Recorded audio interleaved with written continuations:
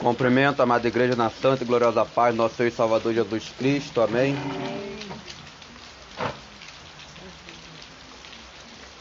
Os irmãos que estão aí na live, eu pergunto se estão ouvindo bem, porque está chovendo, talvez o áudio não esteja tão bom. Vamos fazer mais um minutinho de oração, porque a oração é a chave da vitória, e é através da oração que nós recebemos a bênção que vem do Senhor Jesus.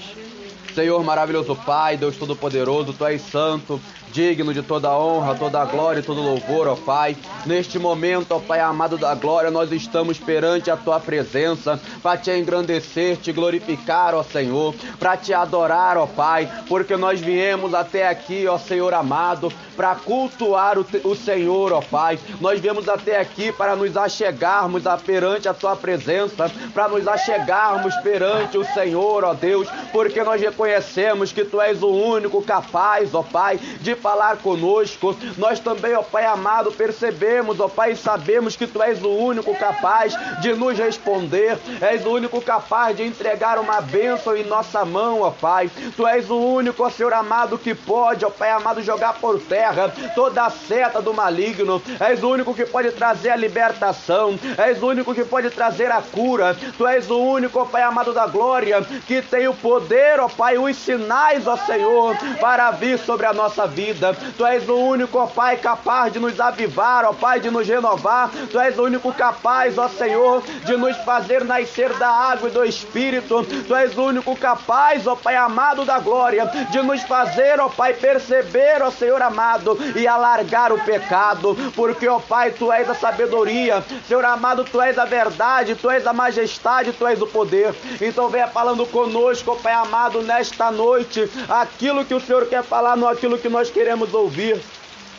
Sim, ó Pai, que o Senhor venha neste momento, ó Senhor amado da glória, a derramar a Tua unção, a Tua santidade, a Tua majestade sobre a nossa vida e a falar conosco de acordo com a Tua palavra. Amém e amém, Senhor Jesus Cristo, o Nazareno.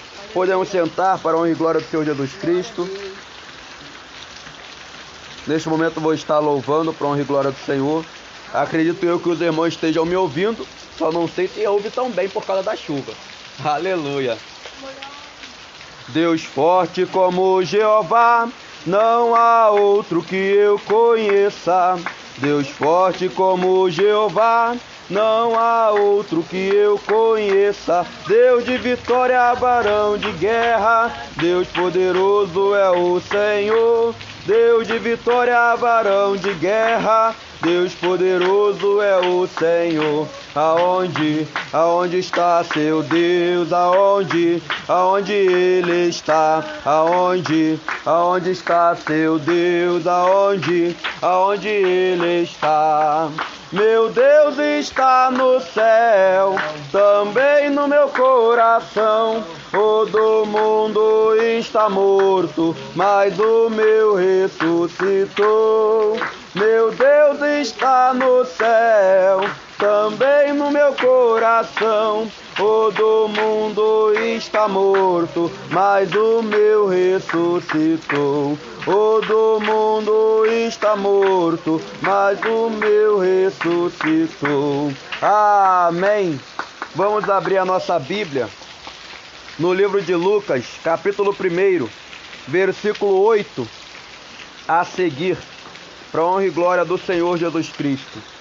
Vamos abrir a nossa Bíblia em Lucas, capítulo 1, versículo 8 até o versículo 25. Na verdade, até o versículo 23, para a honra e glória do Senhor Jesus. Do 8 ao 23.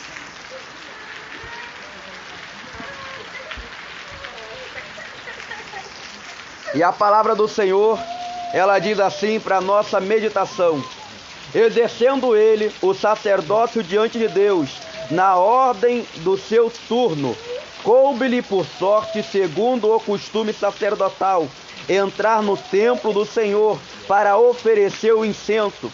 Chegada a hora de oferecer o incenso, toda a multidão do povo estava fora, orando. Então o anjo do Senhor lhe apareceu um pé à direita do altar do incenso. Vendo Zacarias, perturbou-se, e o temor apoderou-se dele. Mas o anjo lhe disse: Zacarias, não temas, a tua oração foi ouvida. Isabel, tua mulher, dará à luz um filho, e lhe porás o nome de João. Terás prazer e alegria, e muitos se alegrarão no seu nascimento, pois será grande diante do Senhor. Não beberás vinho nem bebida forte, e será cheio do Espírito Santo, já desde o ventre da sua mãe.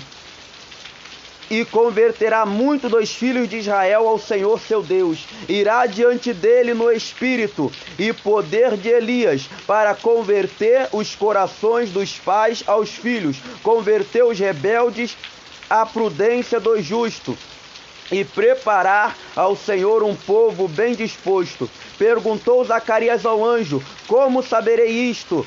Eu sou velho e minha mulher é avançada em idade. Respondeu-lhe o anjo: eu sou Gabriel, e assisto diante de Deus. Eu fui enviado para falar-te e te dar estas alegrias novas.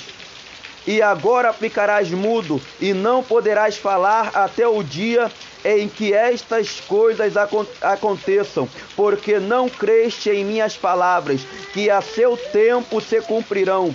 O povo estava esperando a Zacarias, e maravilhava-se de que tanto se demonstrasse no templo. Saindo ele, não lhes podia falar. Então entenderam que tinha tido uma visão no templo. Falava-lhes por sinais, e ficou mudo. Terminados os dias de seu ministério, voltou para a sua casa. Até aqui, amém, para a honra e glória do Senhor Jesus Cristo.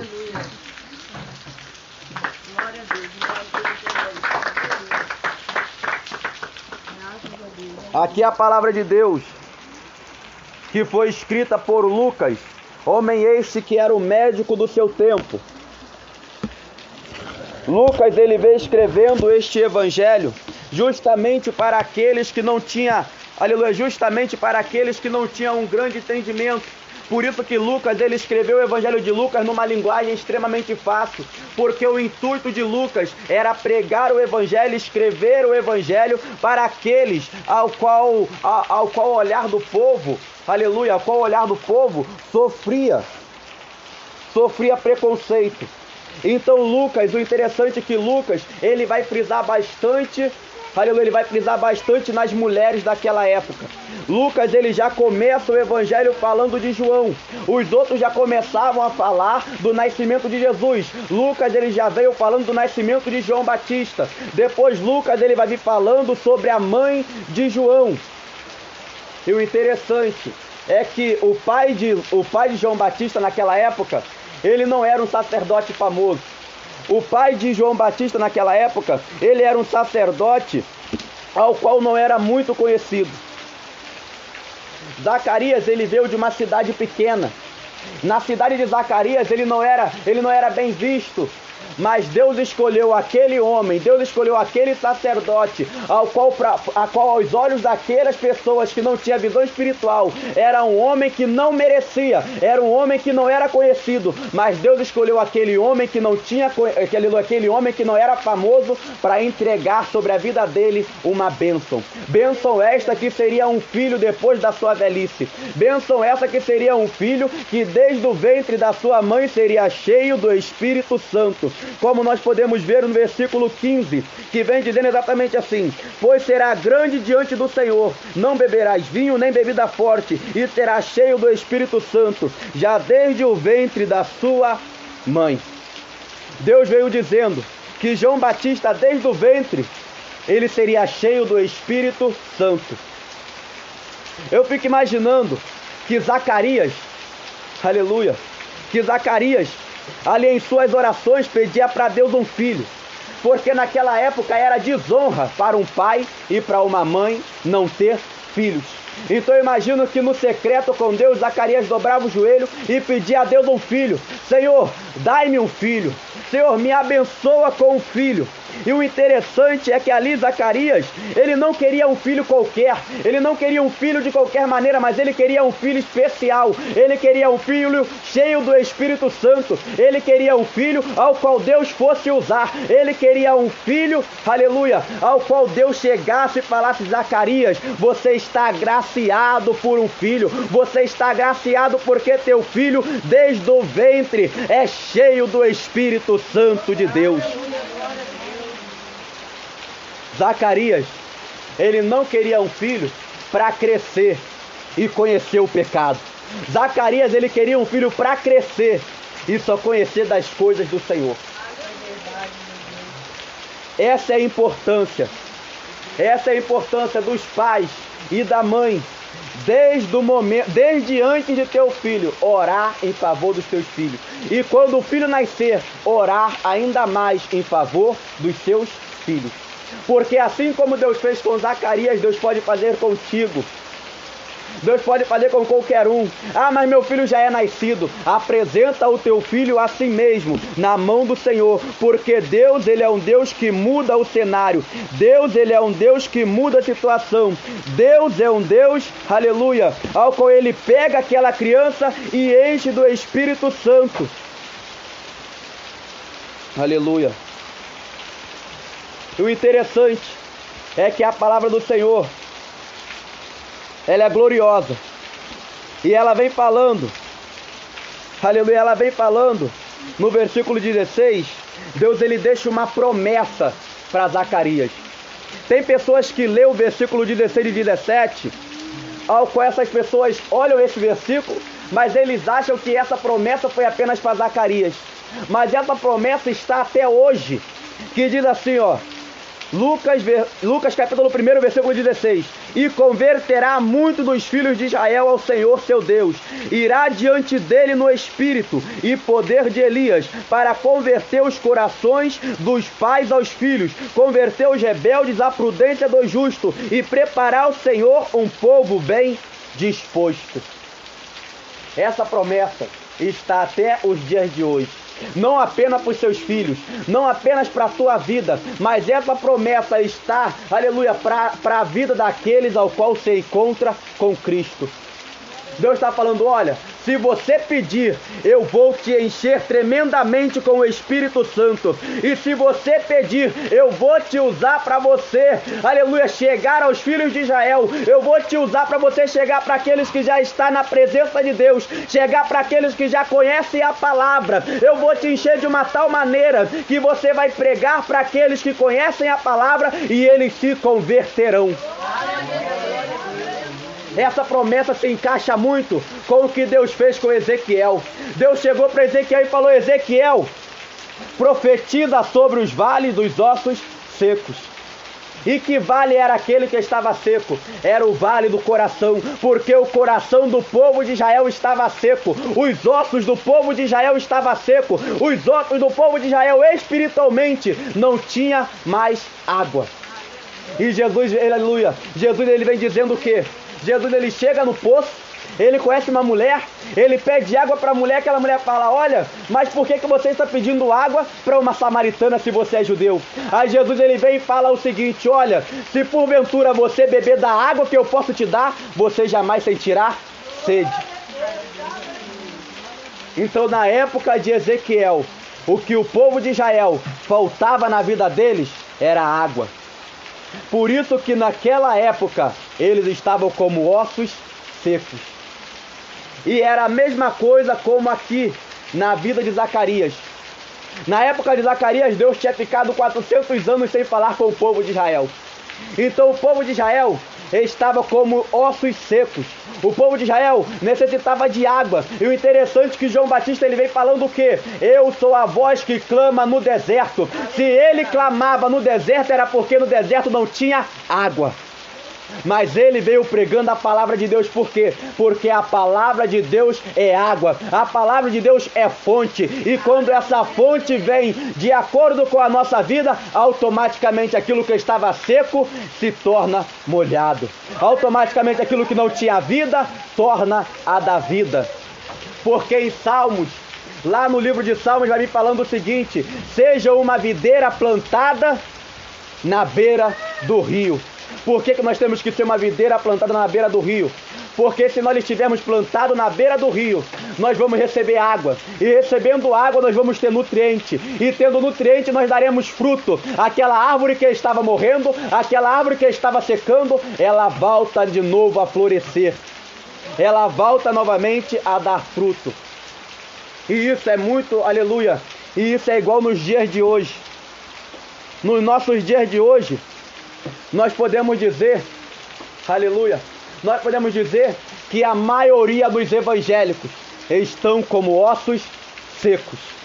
Mas assim como Deus chegou e falou, converterá muito dos filhos de Israel, trazendo para a época de hoje, sabe o que Deus estava querendo dizer? Deus estava querendo dizer, olha, e eu te usarei para converter a muitos que se diz evangélico.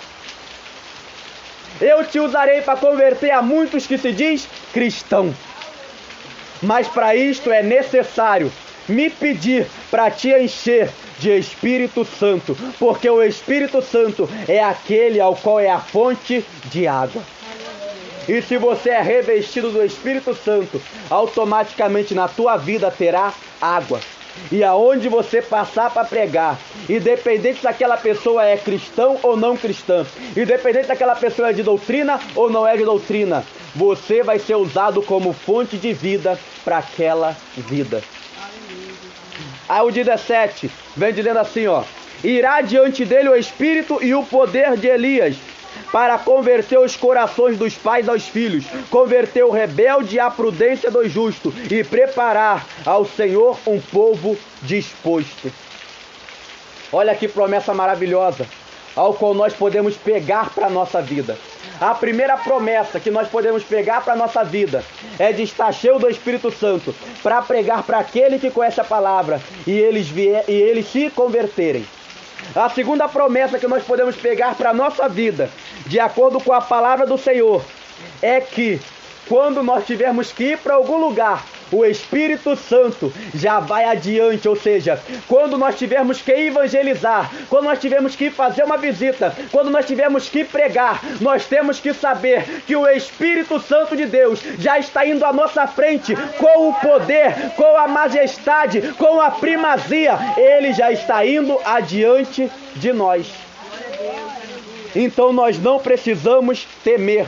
Nós não precisamos ter medo, nós não precisamos duvidar, porque adiante de nós já está indo aquele ao qual é santo, já está indo aquele ao qual é fonte, já está indo aquele ao qual tem todo o poder.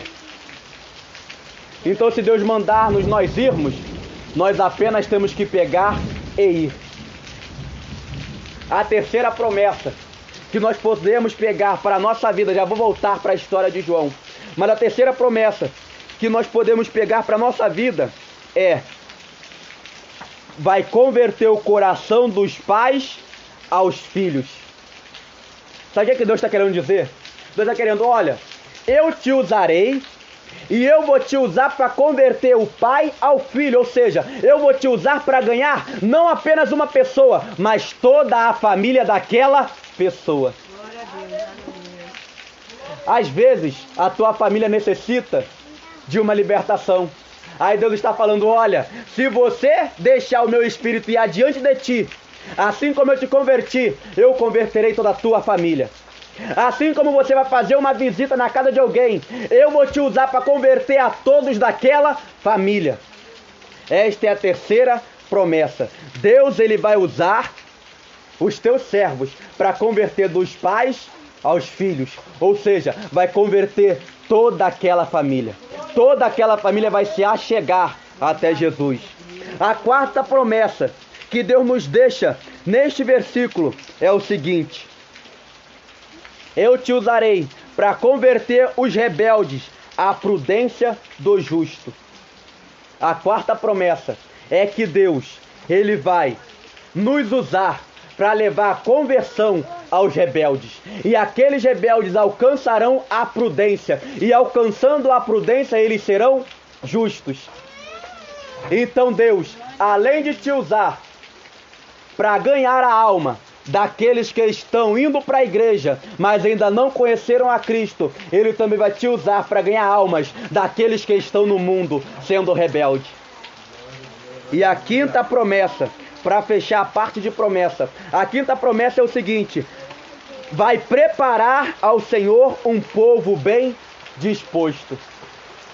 Assim como João Batista, ele estava ali preparando o povo para receber a Jesus, nós hoje em dia estamos aqui para preparar um povo para a busca de Jesus. Então Deus, ele vai nos usar para que nós venhamos a preparar um povo bem justo ao Senhor. Deus, ele vai nos usar para preparar um povo com disposição para Deus. Então, meu irmão, minha irmã, se você não está tendo disposição para a obra de Deus, a partir de hoje, tenha disposição, porque só vai subir um povo bem disposto. Glória a Deus, aleluia, Jesus. Glória a Deus. Só subirá um povo bem disposto. Se aquela pessoa está na igreja e não está disposta, aquela pessoa está em erro.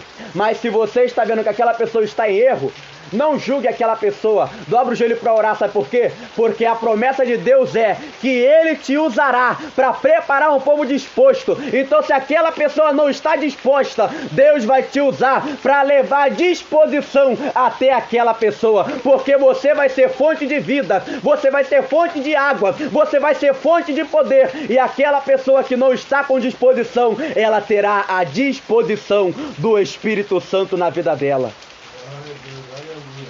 Aí o capítulo 18 vai vir dizendo assim: perguntou Zacarias ao anjo: como saberei isto? Eu sou velho e minha mulher é avançada de idade.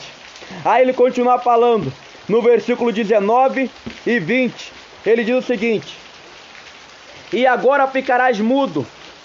O 19, aliás, respondeu o anjo: eu sou Gabriel, que assisto diante de Deus. Eu fui enviado para falar-te e dar-te estas alegres novas.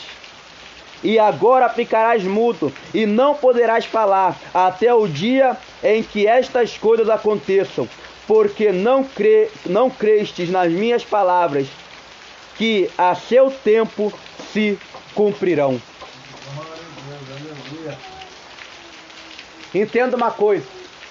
A palavra de Deus lá em Romanos, se eu não me engano é Romanos capítulo 14, um dos últimos versículos, se eu não me engano, se não for o 14 é o 15, um dos últimos versículos, a palavra de Deus vai dizer o seguinte: que Deus, ele não habita no meio da dúvida.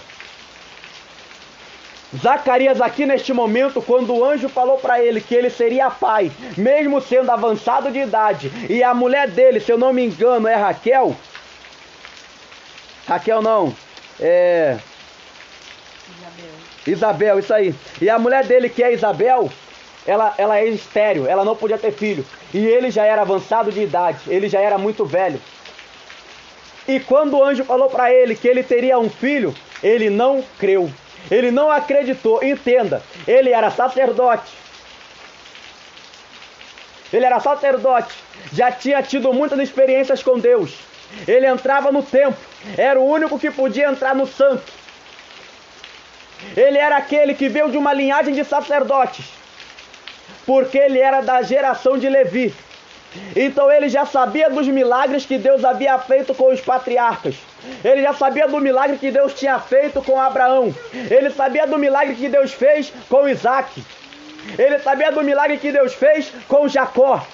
E mesmo assim ele duvidou, ele não creu, ele não teve fé. E por conta disto, ao qual ele não acreditou, por conta disto, ao qual ele duvidou, ele foi punido e acabou ficando mudo.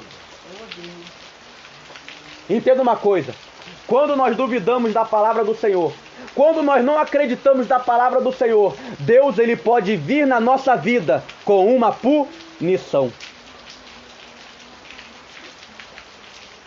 E esta punição é para quê? É para que nós venhamos aprender a não duvidar novamente, mas sim em acreditar.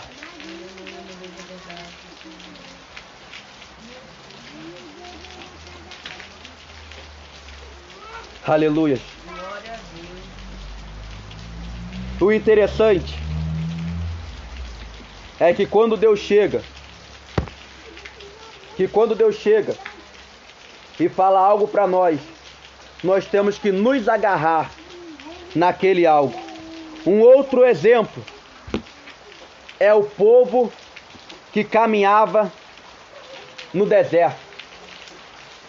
Um outro exemplo. O povo caminhou no deserto. Aí vamos lá.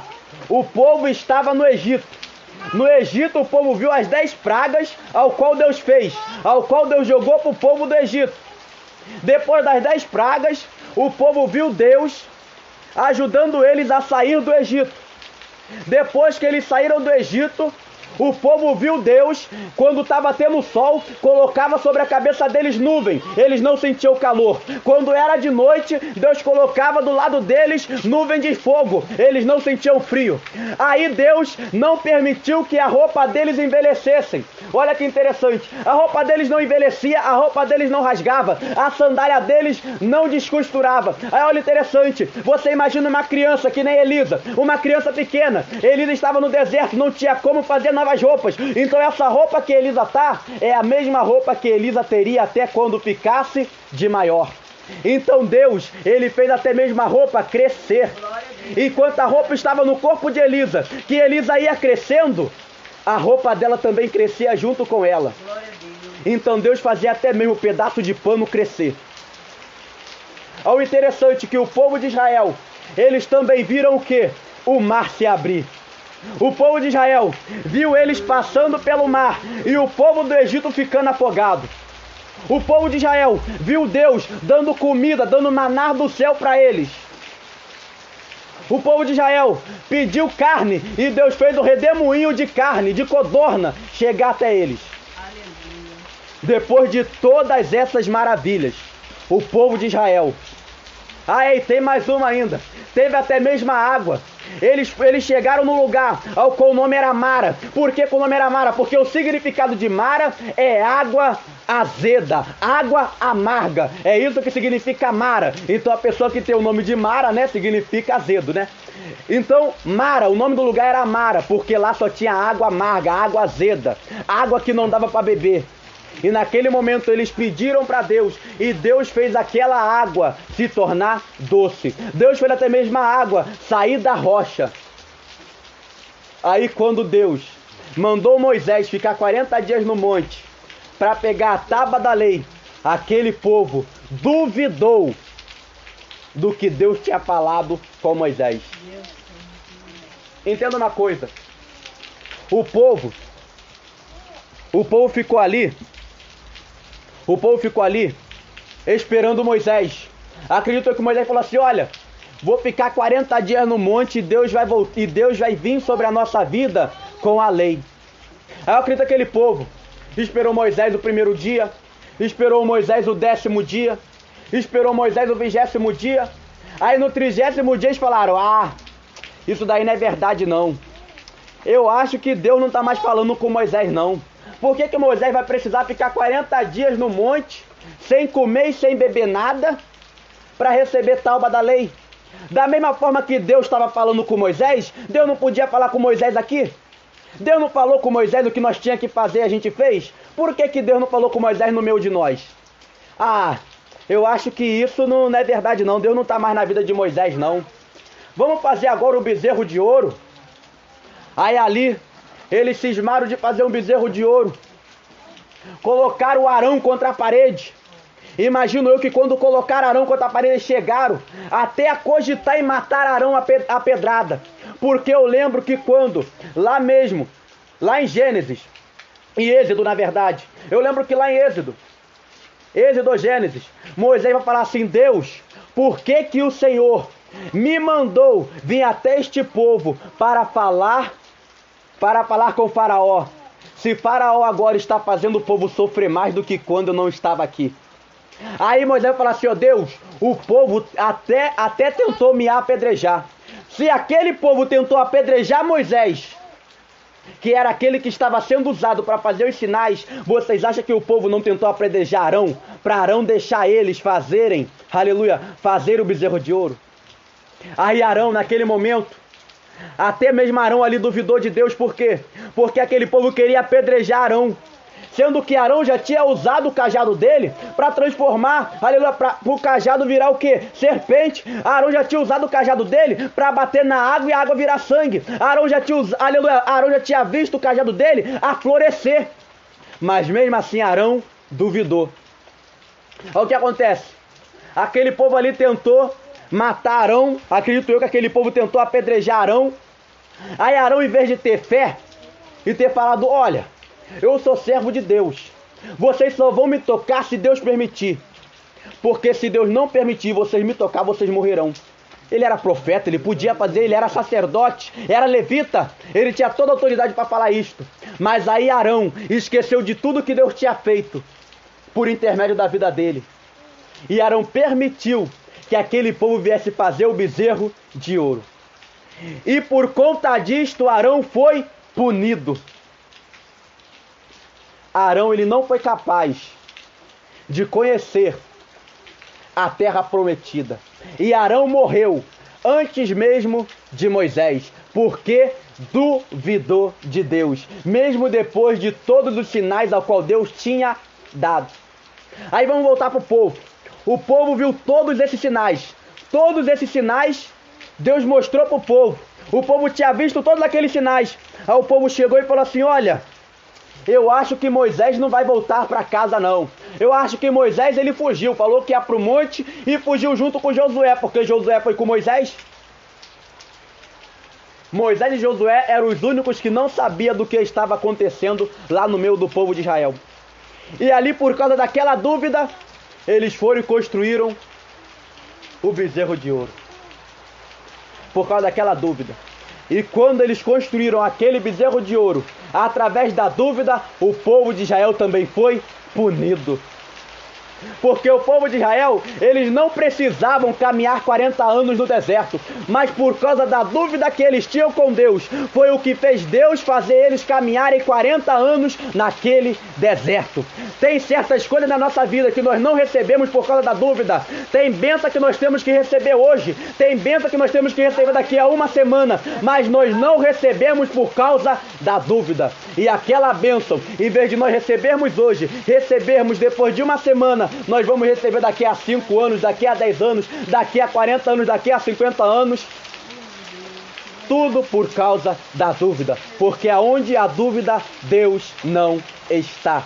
Porque Deus, ele é certeza. Certeza do quê? Certeza das coisas que não se vê. Aí, estava ali aquele povo que duvidou. Aí voltando agora para Zacarias. Zacarias duvidou, ficou mudo, ficou 9 meses mudo. Quando o filho dele nasceu, ele voltou a falar. Porque aí a esposa dele, perguntaram para a esposa dele, o nome do seu filho vai ser Zacarias, né? Perguntaram para a mãe dele. Agora até esqueci o nome dela de novo. Isabel, perguntaram para Isabel, o nome do seu filho vai ser Zacarias, por quê? Porque naquela época eles tinham o costume de colocar o nome do filho, de colocar o nome, se o pai da pessoa fosse muito importante, eles tinham o costume de colocar o nome do filho, o mesmo nome do pai. E como Zacarias, ele era sacerdote e foi um dos escolhidos para entrar naquele tabernáculo, as pessoas começaram a ver Zacarias como importante. Antes de Zacarias chegar no tabernáculo, Zacarias não era conhecido. Mas Deus pegou aquele que não era conhecido, de uma cidade que não era conhecida, e fez ficar conhecido. Aleluia. E é a mesma coisa que Deus faz conosco. Muitas das vezes nós somos pessoas que não é conhecida. Muitas das vezes nós somos pessoas que ninguém dá nada. Muitas das vezes nós somos pessoas que aparentemente para o mundo eles nos olham e falam: "Ih, esse daí, ó, não é ninguém, é um Zé Ninguém". Mas quando a gente chega na presença do Senhor e a gente ouve a voz de Deus e faz o que Deus manda, Deus nos faz ser conhecido. E aí eles falaram: "Olha, o nome do teu filho vai ser Zacarias, não vai?" Aí ela chegou e falou: "Não, o nome do meu filho será João." Eu acredito que as parteiras naquele momento se assustaram. Por quê? Porque na família dela, na geração dela, tanto na família dela como na família de Zacarias, não havia ninguém de importância com o nome João. Não tinha ninguém com importância com o nome João. Então por que eles colocariam o nome de João? Deus, ele sempre quebra protocolo. Deus, ele pegou um nome ao qual não era de costume daquela família e colocou naquela criança. Por quê? Porque as pessoas que estavam em volta olhariam para aquela criança e falariam: "Ué, essa criança vai ser sem importância, porque o nome dele é um nome que não tem importância." Aí essas mulheres a parteira chegou para Zacarias e falou: "Olha, então vamos perguntar para Zacarias qual vai ser o nome dele." Aí chegaram para Zacarias: "Zacarias, qual que vai ser o nome do teu filho?" Zacarias pegou um papel e escreveu João. Quando Zacarias mostrou o papel para aquelas mulheres, Zacarias voltou a falar. E Zacarias falou: "O nome do meu filho será João." Porque foi o nome revelado por Deus. Ah, olha o interessante. Aquelas pessoas, eu já estou lá na frente, né? Falando já em Lucas capítulo 1, versículo 26 ao versículo 38. Já deu um salto na história. Aí naquele momento, aquelas parteiras que olhou para o filho de Zacarias e falou: "Olha, o filho de Zacarias vai ser um Zé Ninguém, porque o nome dele seria João." Essas mesmas pessoas que pensaram isto, depois que eles viram o sinal na família de Zacarias, eles falaram: "Opa, ô glória." Eles falaram: "Opa, certamente essa criança não é uma criança comum." Por quê? A mulher de Zacarias não podia ter filho e deu filho. E Zacarias que ficou mudo voltou a falar. Então certamente essa criança vai ser grande homem de Deus. Certamente essa criança vai ser ungida de Deus. E aí aquele povo falou: "Vamos esperar para ver o que Deus vai fazer na vida desta criança." Entenda uma coisa: se nós orarmos por nosso filho, para os nossos filhos, ser alguém na vida de forma espiritual, Deus faz aquela criança ser alguém na vida. Mas presta atenção: a primeira coisa que nós podemos fazer para o nosso filho ser muito usado por Deus é nós orarmos e pedirmos a Deus para usar a nossa família, para usar o nosso filho. Mas a segunda coisa que você pode fazer para ter a certeza que Deus usará tremendamente o teu filho é a sua obediência. Porque através da sua obediência, Deus vai cumprir grandes sinais e maravilhas em sua vida. E Deus cumprindo grandes sinais e prodígios em sua vida, isto vai determinar o que seu filho será. Porque o teu filho vai crescer e vai falar: "Opa, olha os sinais e prodígios que Deus fez através da vida do meu pai. Olha os sinais e prodígios que Deus fez através da minha mãe. Esse é o Deus dos meus pais. Esse é o Deus que eu sirvo. Esse é o Deus que eu creio. E assim como Deus fez maravilhas na vida do meu pai e da minha mãe, eu quero que Deus faça maravilhas em minha vida."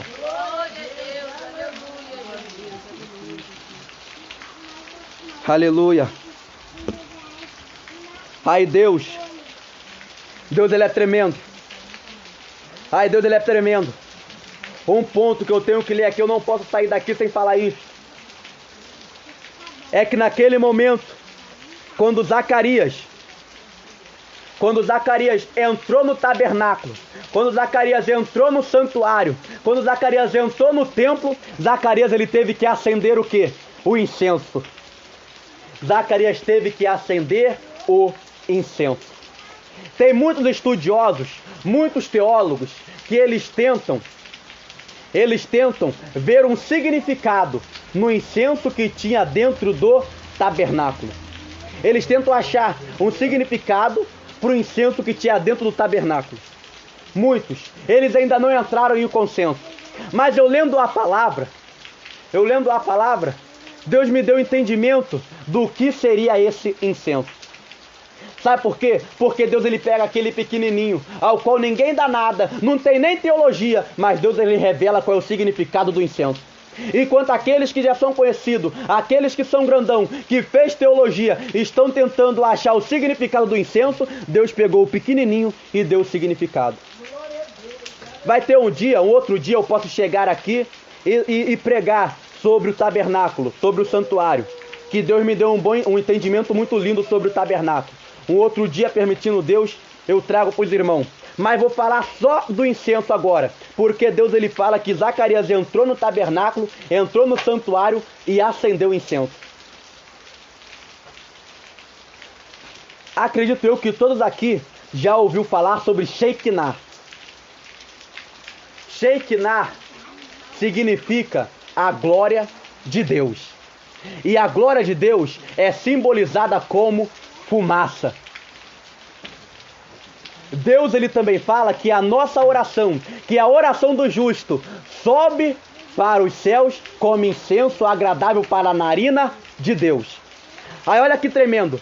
Quando Zacarias chegou ali no meio do santuário e acendeu aquele incenso, era como se Zacarias estivesse falando: Deus, neste momento, toda a tua glória está sobre este santuário. Neste momento, toda a tua glória está sobre este tabernáculo. Neste momento, toda a tua glória está sobre esta tua igreja. Sabe por quê? Porque naquela época, só o sacerdote entrava dentro do santo. Mas naquele tabernáculo, naquele templo, havia o pátio. E o pátio era onde as pessoas ficavam. E o santo, lugar santo, era como se fosse altar. Só a pessoa que está preparada pode subir no altar para trazer a palavra. E as pessoas que vai ouvir a mensagem de Deus, ela fica onde? No pátio. Aí olha que tremendo. Zacarias estava falando: Deus, neste momento, toda a tua glória está sobre o altar. E do altar a tua glória está indo para o pátio. E do pátio da igreja, a tua glória está indo sobre aqueles que estão no lar. Este era o simbolismo, este era o primeiro simbolismo do incenso. E o segundo simbolismo do incenso era o quê? Nós sabemos que os sacerdotes, eles entravam no Santo dos Santos. Eles entravam no Santo dos Santos. Eles entravam no Santo. Porque só o sacerdote podia entrar ali. Por quê? Porque os sacerdotes entravam ali para levar a ocasião do povo até Deus e depois trazer a resposta de Deus para o povo. Ou seja, quando o sacerdote entrava no templo, ele entrava no templo para fazer pergunta a Deus. Vou dar um exemplo. Vamos supor que o culto acabou e todos vocês chegam até mim e me faz uma pergunta, ou vai até o pastor e faz uma pergunta para o pastor, e o pastor ele não sabe te responder. O que é que o pastor vai fazer? Olha, eu vou orar a Deus, quando Deus me responder, eu falo para vocês. Essa era a função do sacerdote. Então o segundo simbolismo de quando Deus acendeu aquele incenso, era de quando Zacarias acendeu aquele incenso, era o seguinte: Zacarias estava falando: Deus, toda a tua glória já está sobre este lugar, mas neste momento eu tenho a certeza que assim como este incenso, a minha oração está subindo até a tua narina, e assim como o Senhor está ouvindo a minha oração, eu tenho a plena certeza que eu receberei a minha resposta. E para comprovar, aleluia, e para comprovar que Zacarias obteve a resposta, vai estar na palavra. Sabe por que Zacarias entrou naquele templo? Sabe por que Zacarias acendeu aquele incenso? Porque Zacarias tinha a pergunta que todos os sacerdotes estavam fazendo para Deus durante 400 anos.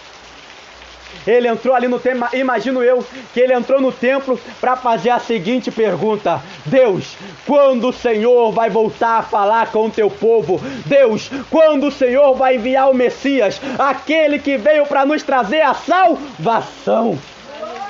Durante 400 anos, vários sacerdotes entrou naquele templo para fazer esta pergunta, mas Zacarias foi o escolhido para obter a resposta.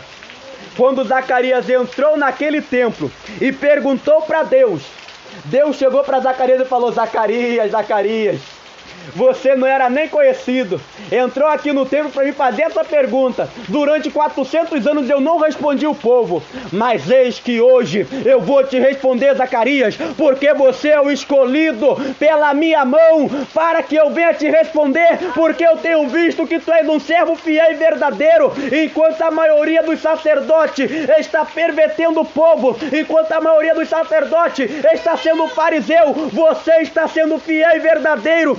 Você tem falado, tem pregado e tem vivido aquilo que prega. Então eu te escolhi, Zacarias. E hoje eu venho com a resposta até você, Zacarias. Aí imagino Deus ali falando para Zacarias. Eu vou falar numa linguagem mais fácil, para não encerrarmos a mensagem e ser de um fácil entendimento. Eu acredito que Deus chegou ali para Zacarias e falou: Zacarias, você tem me perguntado quando que eu ia voltar a falar com o teu povo. Olha eu aqui falando contigo. Zacarias, você veio me perguntar quando que eu enviaria o Messias. E olha só, Zacarias, da tua descendência vai vir aquele que vai abrir os caminhos para o Messias. E depois do teu filho virá o Messias, Zacarias. Aleluia. Aí imagina Zacarias naquele momento, mesmo ele tendo duvidado, mesmo Zacarias tendo duvidado, eu imagino Zacarias naquele momento, imaginando e lembrando de toda a história. Eu imagino Zacarias indo até Moisés, e de Moisés, aleluia, indo até o último livro do Antigo Testamento, e vendo as promessas que tinha acerca do Messias.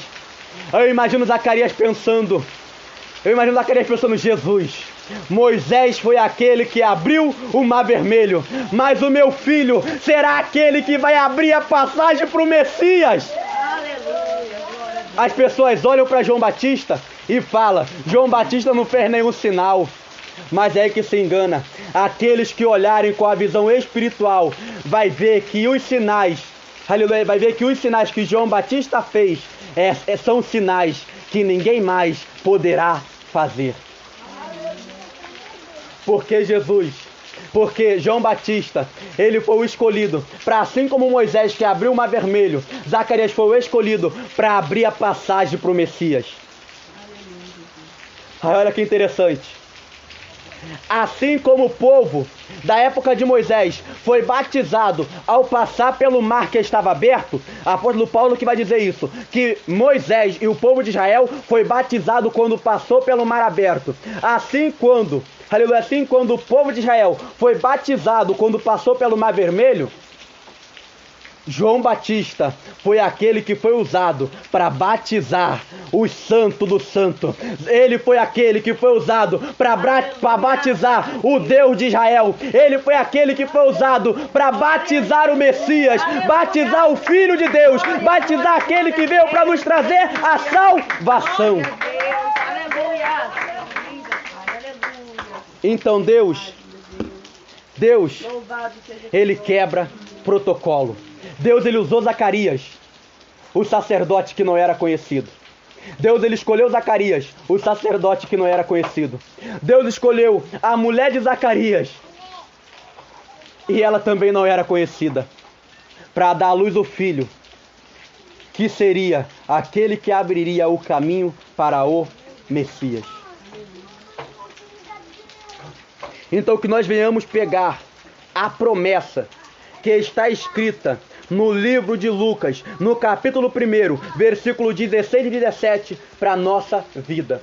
Porque no versículo 16 e 17, há 5 promessas que nós podemos pegar para a nossa vida. Assim como Zacarias pegou para a vida dele, assim como João Batista pegou para a vida dele, nós também podemos pegar esta palavra como promessa para a nossa vida. Que a palavra do Senhor venha falar melhor em cada coração. Aquilo que minhas palavras não foi capaz de expressar, mas eu sei que o Espírito Santo de Deus está expressando melhor no coração de cada um dos meus irmãos. Então vamos orar para que Deus venha ungir e abençoar os nossos filhos, e venhamos orar também para que Deus venha ungir e abençoar a nossa própria vida. E palmas bem alegres para Jesus, e vamos receber aquele ao qual é de direito, para a honra e glória do Senhor Jesus Cristo. Enquanto o servo de Deus está vindo, vamos orar ao Pai Nosso. Pai nosso que está no céu, santificado seja o teu nome, seja o nosso reino, seja feita a tua vontade, assim na terra como nos céus. O pão nosso de cada dia nos dai hoje. Perdoa nossas dívidas, assim como nós perdoamos os nossos devedores. Não nos deixes cair em tentação, mas livra-nos do mal, porque teu é o reino, é o poder e a glória, para todo sempre. Amém. Amém, Jesus. Bom, o pastor falou para estar finalizando o culto, amém? Então estarei fazendo o apelo neste momento. Você que está em casa, que sentiu o toque do Espírito Santo de Deus neste momento e quer aceitar a Jesus e voltar para a presença do Senhor, o momento é agora. Se der, fique de joelho, levante a mão para o céu, você que está aceitando a Jesus pela primeira vez, e repita o que o Espírito Santo de Deus disser. Senhor Jesus, perdoa todos os meus pecados. Escreve o meu nome no livro da vida, porque eu reconheço que Tu és o único e suficiente Salvador da minha vida. Dai-me o Teu Espírito Santo, para que naquele grande dia do arrebatamento eu venha morar e cear contigo. Você que neste momento está retornando para a presença do Senhor, se der, fique de joelho e levante as duas mãos para o céu e repita o que o Espírito Santo de Deus disser. Senhor Jesus, perdoa todos os meus pecados. Neste momento eu retorno para a Tua casa como filho pródigo. Reescreva o meu nome no livro da vida e sela com o Teu sangue. Dai-me o Teu Santo Espírito para que no grande dia do arrebatamento eu venha morar e cear contigo. Seja bem-vindo à vida, meu irmão que aceitou Jesus, e seja bem-vindo novamente, meu irmão que retornou para a presença do Senhor. Neste momento estaremos fazendo a oração final e agradecendo a Deus por mais um dia de vida. Então você que está enfermo, tenha fé, porque neste momento vamos fazer a oração final e a oração da fé. E a oração da fé é aquela que tem o poder para curar os enfermos e também perdoar todos os pecados. Então neste momento Deus vai perdoar todos os seus pecados e vai também te curar de todas as enfermidades. Ficamos de pé para orarmos ao Senhor Jesus Cristo. Senhor maravilhoso Pai, Deus Todo-Poderoso, Tu és santo, digno de toda honra, toda glória e todo louvor, ó Deus. Neste momento, ó Pai amado, nós estamos aqui para fazer a oração final. Nós estamos aqui, ó Pai amado, para fazer a oração da fé, ó Pai. E neste momento, ó Senhor, há pessoas, ó Deus, que retornou para a Tua casa, que aceitou a Ti. Neste momento, ó Pai, tem pessoas que estão reconhecendo que é pecador. Tem pessoas que estão reconhecendo o pecado, ó Pai, e tem pedido perdão a Ti, ó Senhor. E na oração da fé, ó Pai amado, o Senhor perdoa os pecados, meu Pai. Também há pessoas que estão nesta live, também aqui na igreja, ao qual se encontra enfermo, e nós pedimos a Ti, ó Senhor, para que venha com a cura, ó Pai amado, no corpo físico, venha com a cura na alma, venha com a cura no físico, venha com a cura espiritual, cura sim, ó Pai. Joga por terra toda obra maligna, joga por terra toda inveja, joga por terra, ó Pai amado, aleluia, toda oração contrária, todo jejum contrário, vai repreendendo, ó Pai, Senhor amado, vai repreendendo agora toda a alergia que está sobre esta vida, repreenda toda a dor que está sobre esta vida, toda a gripe, todo o vírus, repreenda essa pestilência, vai jogando por terra e entregando a cura sobre esta pessoa. Toca, ó Pai amado, neste coração, toca neste pulmão, toca neste fígado, toca nesses ossos, ó Pai, toca, ó Pai amado, nessas veias, ó Senhor, toca, ó Pai amado, sobre esta mente, vai tocando, Senhor Pai, sobre esta visão, toca, ó Senhor, e vai curando agora, para que o Teu nome venha ser glorificado e exaltado, que o teu povo possa contar a bênção, ó Pai, porque assim como o Senhor falou conosco sobre as suas promessas, nós estamos aqui, ó Pai, recebendo da parte do Senhor a promessa para nossas vidas, porque Tu és maravilhoso, Tu és majestoso, Tu és digno de toda honra, toda glória e todo louvor. Meu Pai, vai tocando agora, Senhor, sobre a vida das criancinhas, vai tocando sobre a vida dos pré-adolescentes, dos adolescentes, dos jovens, dos adultos e dos anciões. Toca, ó Pai, e joga por terra toda obra maligna. Ah, Senhor, vai repreendendo agora toda a corrente de Satanás, vai repreendendo agora, ó Pai amado, aleluia, toda a astúcia do inimigo. Joga por terra, ó Pai amado, aleluia, todo o coração que está em pedra, e vai quebrantando este coração. Meu Pai, tira neste momento o comichão dos ouvidos, abra o entendimento. Sim, ó Deus amado da glória, que o Senhor, ó Pai amado, santo, poderoso, venha neste momento tirar a escama dos olhos, que o Senhor, ó Pai, vai abençoando neste momento, repreendendo, ó Pai, toda a ansiedade, repreendendo toda a insônia, repreendendo todo o pânico, repreendendo toda a depressão, enfim, ó Pai, repreenda toda a enfermidade, e que as enfermidades dos espíritos malignos saiam em nome de Jesus, e sai em nome de Jesus. E assim, ó Pai, nós te agradecemos e te louvamos, em nome do Pai, do Filho e do Espírito Santo de Deus. Amém e amém, Senhor Jesus.